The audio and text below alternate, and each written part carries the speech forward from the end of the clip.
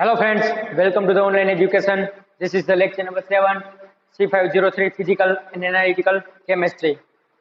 We have studied about the unit number 5, Volumetric Analysis. હવે આપણે વિદ્યાર્થી મિત્રો પાછલા લેક્ચરમાં principle of redox indicator and its types એના વિશે આપણે અભ્યાસ કર્યો. એટલે કે પ્રિન્સિપલ ઓફ રેડોક્સ ઇન્ડિકેટર અને તેના પ્રકારો. હવે એના ત્રણ પ્રકારો વિશે આપણે ગયા લેક્ચરમાં અભ્યાસ કર્યો છે. અને એ આ પ્રકારે છે કે રેડોક્સ ઇન્ડિકેટર અને એના પ્રકારો. એમાં છે પહેલો છે ઇન્ટરનલ રેડોક્સ ઇન્ડિકેટર, બીજો છે એક્સટર્નલ રેડોક્સ ઇન્ડિકેટર અને ત્રીજો છે સેલ્ફ ઇન્ડિકેટર. બરાબર છે, આ વિશે આપણે અભ્યાસ કર્યો. પણ આજે આપણે એક નવા એસ્ટિમેશન વિશે અભ્યાસ કરીશું, આયોડીમેટ્રી એન્ડ આયોડોમેટ્રી એસ્ટિમેશન. તો ચાલો આપણે એક નજર કરીએ આયોડીમેટ્રી એન્ડ આયોડોમેટ્રી એસ્ટિમેશન તરફ. So friends, today we have studied about the iodimetry and iodometry estimation. So what is the iodimetry estimation and what is the iodometry estimation? So give the difference between the iodimetry and iodometry estimation. So let us see the first the iodimetry estimation. We have studied about the first iodimetry estimation and then after we have studied about the iodometry estimation. When standard iodine solution is used for the estimation, such are known as iodimetry estimation. When standard iodine solution is used for the estimation, such are known as iodimetry estimation. In this estimation, I2 iodine plus 2 mole of electron gives to the 2 mole of iodine. 2 mole of iodine, and then reaction occurs, reaction of I2 with a weak oxidative reagent in a neutral or acidic medium. In a neutral or acidic medium is the iodimetry type of reaction. હવે આમાં શું કીધું છે કે જ્યારે આપણે standard iodine સોલ્યુશનનો ઉપયોગ કરી છીએ એસ્ટિમેશનની અંદર, તેવા પ્રકારના એસ્ટિમેશનને શું કહેવાય? તો કે આયોડીમેટ્રી એસ્ટિમેશન એને કહેવામાં આવે છે. હવે આ પ્રકારના એસ્ટિમેશનમાં શું થશે? તો કે આયોડિનનો મોલેક્યુલ જે છે I2 એ રિએક્ટ કરશે ઇલેક્ટ્રોન સાથે. એટલે કે કેવું રિએક્શન થઈ કહેવાય? તો કે એ રિએક્શન આપણને રિડ્યુસિંગ ટાઈપની રિએક્શન છે. બરાબર છે, તો એ રિએક્શનમાં આપણને શું જોવા મળે છે? તો કે આયોડિન છે એ કોની સાથે રિએક્ટ કરે છે? તો કે વીક ઓક્સિડેટિવ રિએજન્ટ સાથે રિએક્શન કરશે. અને કેવા મીડિયમમાં? તો કે ન્યુટ્રલ અથવા તો એસિડિક મીડિયમમાં રિએક્શન કરશે. એવા પ્રકારના એસ્ટિમેશનને શું કહેવાય? તો કે આયોડોમેટ્રી એસ્ટિમેશન કહેવાય. હવે એનું એક્ઝામ્પલ છે પહેલું, 2 mole of Na2H2O3 plus I2 gives a 2 mole of NaI sodium iodide plus Na2S4O6. બરાબર છે, તો જે આ રિએક્શન જે છે એને રેડોક્સ રિએક્શન કહેવામાં આવે છે. બરાબર છે, હવે રેડોક્સ રિએક્શન કઈ રીતે થાય છે તો એ જોઈએ આપણે. 2 mole of H2O3 minus 2 gives to the S4O6 minus 2 plus 2 mole of electron. આ છે oxidative reaction. This is the oxidation. And then after I2 plus 2 mole of electron gives to the 2I minus. This is the reduction. And then after we will see in the oxidation and second is the reduction reaction. And then after redox reaction, 2 mole of H2O3 minus 2 plus I2 plus 2 electron is gone. And then after S4O6 minus 2 plus 2 mole of I minus. And this is the redox reaction. This is the first type of iodimetry estimation. 2 mole of Na2H2O3 plus I2 with react and produce a 2 mole of sodium iodide plus Na2S4O6. And here first oxidation reaction, 2 mole of H2O3 minus 2 gives to the S4O6 minus 2 plus 2 electron. This is the oxidation reaction. And then after I2 plus 2 mole of electron gives to the 2I minus, and this is the reduction reaction.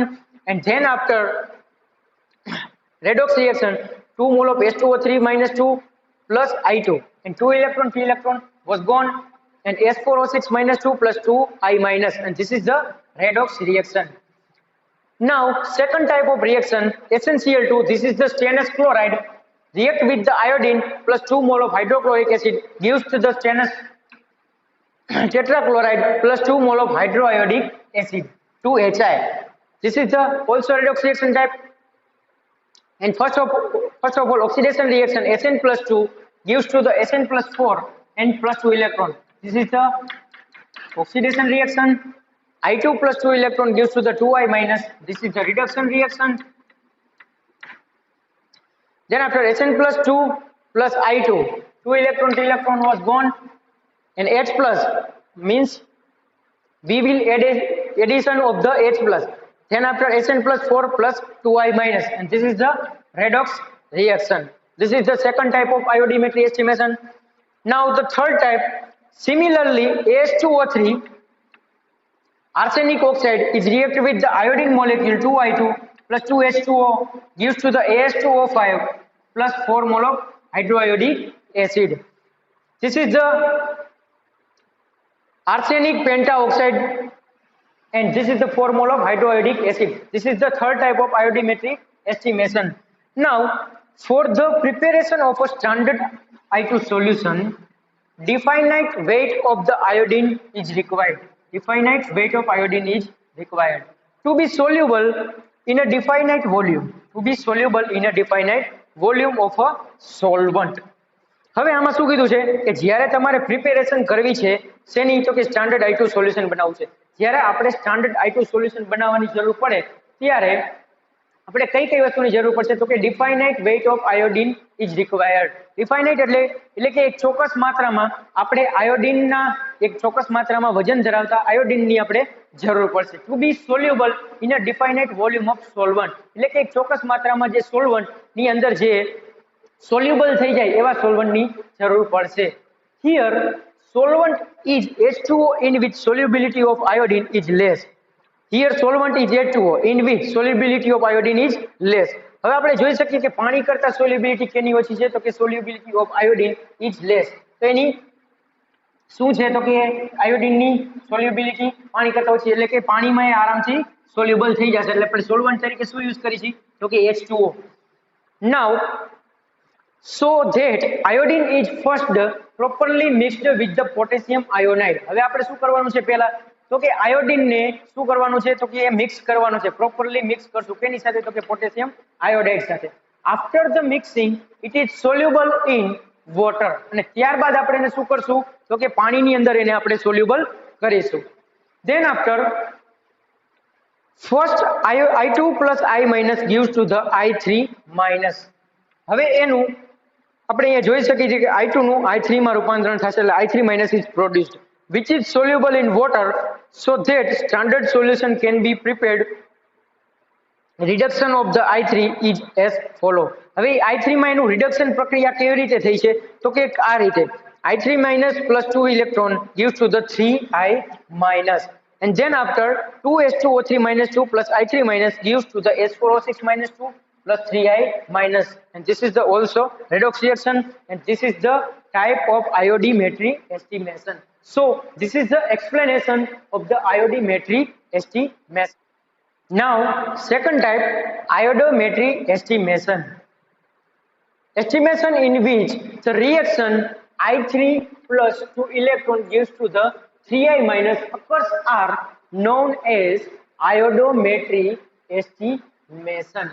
હવે આમાં આપણને શું કીધું છે કે આ પ્રકારનું reaction એટલે કે I3 plus 2 electron gives to the 3 iodide minus જ્યારે બને છે આ જે આયોડિન 3I minus જે બને છે આયન, એવા પ્રકારના આયન જે બનતા હોય એવા પ્રકારના એસ્ટિમેશન ને શું કહેવાય, તો કે આયોડોમેટ્રી એસ્ટિમેશન કહેવાય. હવે for example iodide ion is oxidized into iodine.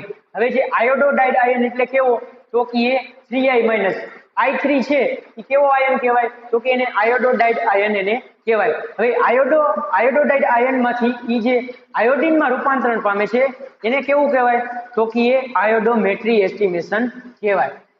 Four example iodide ion is oxidized into iodine, thus it acts as a reducing agent. હવે એ કેવા એજન્ટ તરીકે વર્તે છે, તો કે રિડ્યુસિંગ એજન્ટ તરીકે વર્તે છે. કોણ, તો કે જે આયોડોડાઇડ આયન છે એ કેમાં રૂપાંતરણ પામે છે ઓક્સિડાઇઝ થઈને, તો કે આયોડિનની અંદર. અને ઈ પ્રકારના જે એજન્ટ છે એને કેવા એજન્ટ કહેવાય, તો કે એને રિડ્યુસિંગ એજન્ટ કહેવાય. For example KMnO4, potassium permanganate, K2Cr2O7, potassium dichromate, and Cu+2. This is the copper metal. Are strong oxidative reagent. Then iodine reaction of iodide ion with such a strong oxidative reagent and estimation is known as iodometry estimation. હવે અહીંયા આપણે વાત કરી છે oxidative રિએજન્ટની. હવે strong oxidative reagent તરીકે આપણે આ રિએક્શનની અંદર આપણે યુઝ કરવાના થાય, આ એસ્ટિમેશનની અંદર આપણે જો યુઝ કરવાના થાય તો આપણે કયા કયા યુઝ કરી શકીએ? તો કે potassium permanganate KMnO4, potassium ડાઇક્રોમેટ K2Cr2O7 અથવા તો copper+2 નો આપણે સ્ટ્રોંગ ઓક્સિડેટિવ રિએજન્ટ તરીકે ઉપયોગ કરી શકીએ આયોડિનના એસ્ટિમેશનની અંદર. અને આ પ્રકારનું જે એસ્ટિમેશન છે એને કેવા એસ્ટિમેશન તરીકે ઓળખવામાં આવે છે? તો કે આયોડોમેટ્રી એસ્ટિમેશન તરીકે ઓળખવામાં આવે છે. For example, first reaction of iodometry estimation, 2 mole of MnO4 minus plus 16H plus 10 iodide ion gives to the 2Mn plus 2 plus 5I2 plus 8H2O. This is the our redox reaction. Now 10I minus gives to the 5I2 plus 10 electron. This is the our oxidation reaction. And then after 2MnO4 plus 10 electron plus 16H plus gives to the 2Mn plus 2 plus 8H2O. તો અહીંયા આપણે જેમ જોઈ શકીએ છીએ કે આ reaction જે છે એ કયું છે? તો કે reduction this is our reduction reaction. બરાબર છે? આ આપણું રિડક્શન રિએક્શન થશે, આ આપણું ઓક્સિડેશન રિએક્શન થશે. હવે અહીંયા જોઈ શકીએ એમ 2MnO4 minus 16H plus 10I minus. Here 10 electron was gone, and 2Mn plus 2 plus 5I2 plus 8H2O. This is our redox reaction. Now second type of iodometry estimation, 2 mole of CuSO4 plus 4 mole of Ki gives to the C2I2 plus 2K2SO4 plus I2. First of all, oxidation reaction we will see. 2I minus gives to the I2 plus 2 electron. This is our oxidation reaction. 2Cu plus 2 electron gives to the 2Cu plus. This is our reduction reaction, and that is our redox reaction. That is our redox reaction. And we will see 2Cu plus 2I minus gives to the 2Cu plus I2. હવે આપણે અહીંયા જોઈ શકીએ છીએ 2Cu plus 2I minus. 2 electron was gone. Then after 2Cu plus I2, and that is our redox reaction. તો દરેક oxidation reduction પ્રક્રિયા સાથે થતી હોય એવા પ્રકારના છે એસ્ટિમેશન, એને કેવા એસ્ટિમેશન કહેવાય? તો કે રેડોક્સ એસ્ટિમેશન કહેશું. તો આ જે બે ટાઈપ આપણે ભણ્યા, આ બે પ્રકારના રિએક્શન જેમાં આપણે બે અલગ અલગ રિએજન્ટ લીધેલા છે. પેલો રિએજન્ટ આપણે લીધેલો છે એ છે KMnO4 પોટેશિયમ પરમેંગેનેટ, અને જે સેકન્ડ ટાઈપનો જે રિએજન્ટ લીધેલો છે એ છે કોપર સલ્ફેટ, એટલે કે 2Cu+2 જે રિલીઝ કરે એવા પ્રકારના. એ આયોડિનની સાથે રિએક્શન કરે છે એવા પ્રકારના એસ્ટિમેશનને શું કહેવાય? તો કે આયોડોમેટ્રી એસ્ટિમેશન કહેવાય. આ બંને આયોડોમેટ્રી એસ્ટિમેશન ટાઈપની રિએક્શન છે. નાઉ હવે હાઇડ્રોક્સાઇડ આયન આપણે જ્યારે યુઝ કરીએ ત્યારે, બરાબર છે, તો એ કેવા પ્રકારની રિએક્શન થશે? તો અહીંયા બતાવેલ છે. I2 plus 2H minus gives the I minus plus IO minus plus H2O. Then after 3IO minus gives to the 2I minus plus IO3 minus. તો હાઇડ્રોક્સાઇડ આયન સાથે તે આ પ્રકારની રિએક્શન બનીને આયન પ્રોડ્યુસ કરશે. Here 2I minus is oxidized into I2. Here oxidative reagent is arsenate, which is reduced to arsenate by I minus.